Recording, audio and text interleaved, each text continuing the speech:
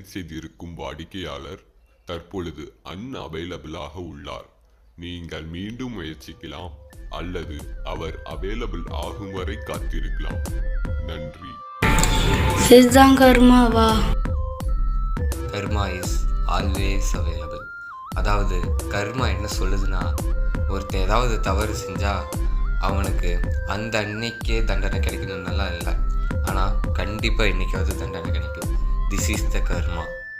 தாங்கிட்ட எல்லா பொருளும் இருந்து எதுவுமே இல்லைன்னு உதவி கேட்டு வர வேண்டாம் சொல்கிறதும் தப்பு தான். இதை பற்றி திருவள்ளுவர் சொல்லியிருக்காரு.